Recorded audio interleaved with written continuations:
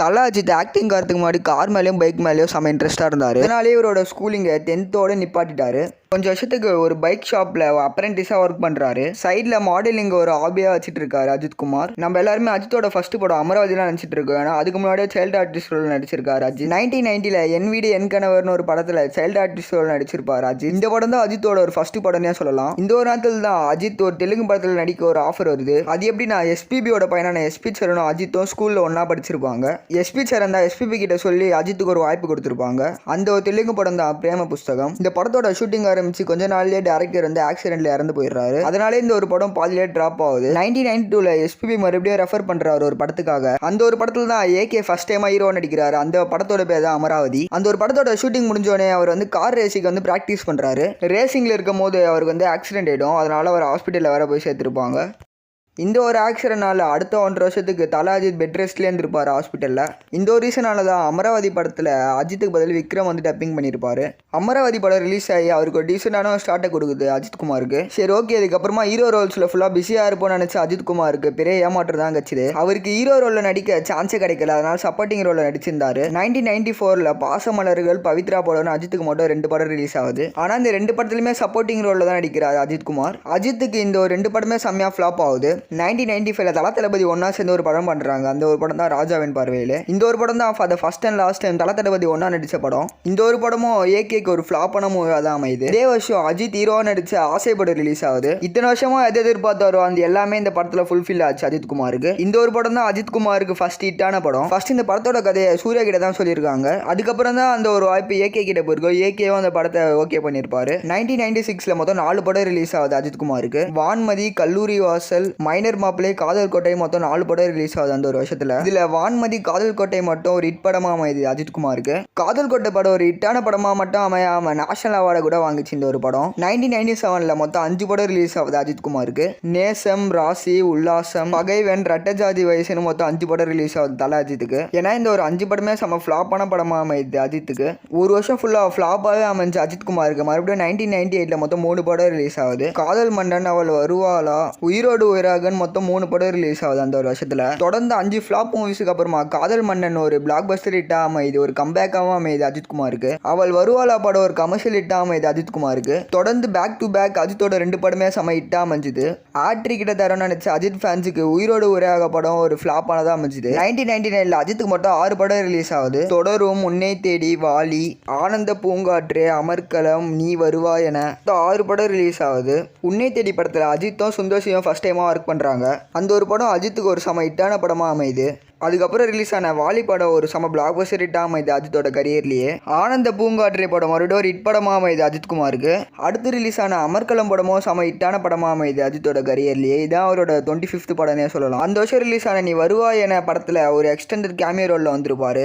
அந்த ஒரு படமும் ஒரு செம ஹிட்டான படமாக தான் ஓடி இருக்கும். இந்த ஒரு வருஷம் ரிலீஸ் ஆன 6 படமும் ஒரு செம பிளாக் பஸ்டர் ஹிட்டாக தான் அமைஞ்சிருக்கும். எப்படி 1997 ஃபுல்லாக ஃப்ளாப் படமாகவே கொடுத்த அஜித்துக்கு இந்த ஒரு வருஷம் செம்மையான வருஷமாக ஓடி இருக்கும். இந்த ஒரு 6 படத்தினால தலையோட ஃபேன் பேஸ் டபுள் ஆயிடுச்சு தான் சொல்லி ஆகணும். தொடர்ந்து ஹிட் படமாவே கொடுத்த தல அஜித்துக்கு 2000 மொத்தம் 3 படம் ரிலீஸ் ஆகுது. முகவரி, கண்டு கொண்டேன், உன்னை கூடி என்ன தருவன் மொத்தம் 3 படம் ரிலீஸ் ஆகுது தல அஜித்துக்கு. இதுல முகவரி படம் ஒரு ஹிட்டான படமா அமையுது.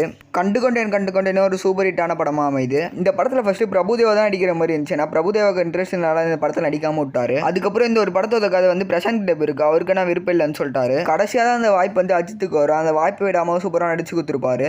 இந்த ஒரு வருஷம் ரிலீஸ் ஆன கடைசி படமான உன்னை கூடி என்ன தருவன் வந்து ஒரு ஃபிளாப்பான மூவியா தான் அமைஞ்சது அஜித் குமாருக்கு. 2001 தீனா, பூவெல்லாம் உன்வாசம், சிட்டிசன் மொத்தம் 3 படம் ரிலீஸ் ஆகுது தல அஜித்துக்கு. ஏஆர் முருகதாஸ் டைரக்ஷன்ல ரிலீஸ் ஆன தீனா படம் ஒரு செம பிளாக் பஸ்டர் ஹிட் அமையுது அஜித்துக்கு. அந்த ஒரு படத்துல தான் தலைன்னு சொல்லி கூப்பிட்டுருப்பாங்க அஜித் குமார. அந்த ஒரு படத்துல தான் அஜித் குமார்ல இருந்து தலையா மாறி இருப்பாரு ஏகே. அதே ஒரு வருஷம் ரிலீஸ் ஆன சிட்டிசன் படமும் செம பிளாக் பஸ்டரா ஹிட் ஆயிருக்கும். அட்டிப்பட்டி ஊரை தெரியாதவங்க யாருமே இருக்க மாட்டீங்க. இப்ப கூட இந்த படத்தை டிவில போட்டா பாக்குறவங்க நிறைய பேர் இருக்காங்க.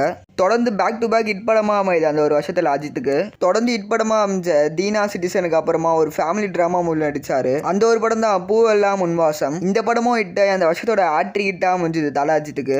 அதே ஒரு வருஷம் அசோகான் என்ற ஒரு ஹிந்தி படத்துல ஒரு கேமியோ பண்ணியிருப்பாரு. 2002ல மொத்தம் 3 படம் ரிலீஸ் ஆகுது அஜித்துக்கு. ரெட், வில்லன், ராஜான்ட்டு. இதுல ரெட் வந்து ஒரு சக்சஸான மூவி அமையும்னு பார்த்தா இது ஃபிளாப்பான மூவியா அமைஞ்சிச்சு அஜித்துக்கு. அடுத்து நடிச்ச ராஜா படமும் ஒரு ஃபிளாப்பான மூவியா தான் அமைஞ்சுது. பேக் டு பேக் ஃபிளாப் மூவிஸாக கொடுத்த அஜித் மறுபடியும் அடுத்த படமான வில்லன்ல ஒரு சம பிளாக் பஸ்டர் ஹிட்டா கொடுத்திருப்பாரு. KS ரவிக்குமார் டைரக்ஷன் ரிலீஸ் ஆன வில்லன் படம் ஒரு கம்பேக் மூவியா அமைது அஜித்துக்கு. 2003ல ஆஞ்சனா படம் ரிலீஸ் ஆகுது. நினைச்ச மாதிரி இது ஹிட்டா அவன் ஃபிளாப்பா தான் ஆகுது. இந்த ஒரு வருஷம் அஜித்துக்கு வெறும் ஒரு படம் தான் ரிலீஸ் ஆச்சு. ஏன் இந்த ஒரு வருஷம் படம்லாம் கம்மியாச்சுன்னு பாத்தீங்கன்னா அஜித் வந்து மறுபடியும் ரேசிங்க்கு போயிட்டாரு. ஒரு ரேசிங் காம்படிஷன்லயே ஒரு பார்ட்டிசிபேட் பண்ணிருப்பாரு. 2004ல அஜித்துக்கு மொத்தம் 2 படம் ரிலீஸ் ஆகுது. ஜனா, அட்டகாசம்னு மொத்தம் 2 படம் ரிலீஸ் ஆகுது. இதுல ஜனா மூவி வந்து ஒரு ஃபிளாப்பான மூவியா தான் அமையுது. ஏன்னா அட்டகாசம் படம் வந்து 1.5 வருஷம் கழிச்சு ஒரு ஹிட்டான படமா அமையுது. 2005ல ஜீனு ஒரே ஒரு படம் மட்டும் நடிக்கிறாரு. ஏன்னா அந்த படமும் செம்ம ஃபிளாப் ஆகுது. 2006ல மொத்தம் 3 படம் ரிலீஸ் ஆகுது அஜித்துக்கு. பரமசிவன், திருப்பதி, வரலாறுன்னு மொத்தம் 3 படம் ரிலீஸ் ஆகுது. இதுல பரமசிவன் படம் ஒரு ஃபிளாப்பான மூவியா தான் அமையுது. விஜய் கூட சிவகாசி, திருப்பாச்சி இட் கொடுத்த டேரக்டர் கூட அஜித் வந்து ஒரு படம் பண்றாரு. அந்த ஒரு படம் தான் திருப்பதி. சரி ஓகே, விஜய் கூட சேர்ந்து ஹிட் படம் கொடுத்த மாதிரி நம்ம கூட ஹிட் படம் கொடுப்பாரு நினைச்சிருப்பாரு. ஏன்னா ஹிட் படமே கொடுக்காம ஃபிளாப்பா தான் அமைஞ்சது திருப்பதி. தொடர்ந்து பேக் டு பேக் ஃபிளாப்புக்கு அப்புறமா ரிலீஸ் ஆகுது வரலாறு. ஏன்னா எதுவுமே கண்டுக்காம பிளாக் பஸ்டரா ஹிட் ஆகுது வரலாறு. இந்த ஒரு படத்தோட ஷூட்டிங்கை 2004ல ஆரம்பிச்சிட்டாங்க. ஏன்னா நிறைய ப்ராப்ளம்னால இப்போதான் இந்த படம் ரிலீஸே ஆச்சு. இருந்தாலும் இந்த ஒரு படம் செம்ம பிளாக் பஸ்டரா ஹிட் ஆச்சு. இந்த ஒரு படத்தில் அஜித் ஒரு டிஃப்ரெண்டான ஒரு கேரக்டரில் பார்த்தோம். இந்த படத்தோட டேரக்டர் வந்து இந்த கதையை வந்து ஃபர்ஸ்ட் ரஜினிக்கு தான் சொல்லியிருக்காரு. ஏன்னா ரஜினிக்கு வந்து விருப்பம் இல்லாதனால அது கமல் கிட்ட சொல்லியிருக்காங்க. கமலுக்கும் விருப்பம் இல்லாதனால தான் அதுதான் அஜித் கிட்ட சொல்லியிருக்காங்க. அஜித்தும் அந்த படத்தில் நடிச்சு செம்ம பிளாக் பஸ்டரா ஹிட் கொடுத்துருப்பாரு. 2007ல ஆழ்வார் படம் ரிலீஸ் ஆகுது. ஏன்னா இந்த படம் நினைச்ச மாதிரி போகாம இதுவும் ஃபிளாப் அமையுது. அதே வருஷம் ரிலீஸ் ஆகுது கிரீடம் படம். எதுவும் நினைச்ச மாதிரி போகாம இதுவும் ஃபிளாப்பாக தான் அமையுது. அதே வருஷம் ரிலீஸ் ஆகுது பில்லா. தலை நினைச்ச மாதிரி செம்ம பிளாக் பஸ்டர் ஹிட் அமையுது இந்த ஒரு படம். கிளாஸா மாசா ஒரு வேற லெவலான அஜித்தை பார்க்க முடியுது இந்த ஒரு படத்தில்.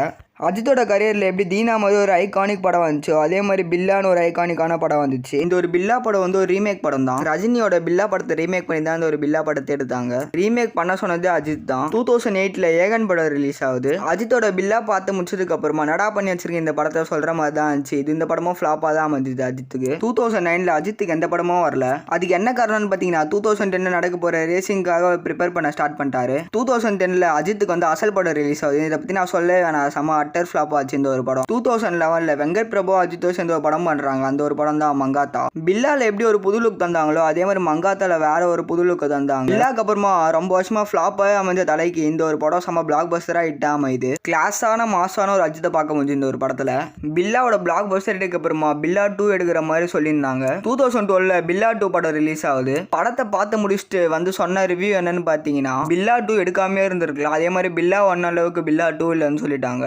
அதே ஒரு வருஷம் ரிலீஸ் ஆன இங்கிலீஷ் படத்துல ஒரு கேமியோ ரோலும் பண்ணிட்டு இருப்பாரு. 2013ல ரிலீஸ் ஆகுது ஆரம்பம் படம். இந்த தடவை இந்த ஒரு படம் செம பிளாக் பஸ்டர் ஹிட் அமைது அஜித்துக்கு. தீபாவளி அன்னைக்கு செம கிளாஸான மாசான லுக்ல வந்து தியேட்டரை பிளாஸ்ட் பண்றதான் சொல்லணும். 2014ல தலைக்கு லக் அடிச்சதோ இல்லையோ சிவாக்கு செம லக்கா தான் அமைஞ்சுது. ஏன் சொல்றேன்னு உங்களுக்கே புரியும்.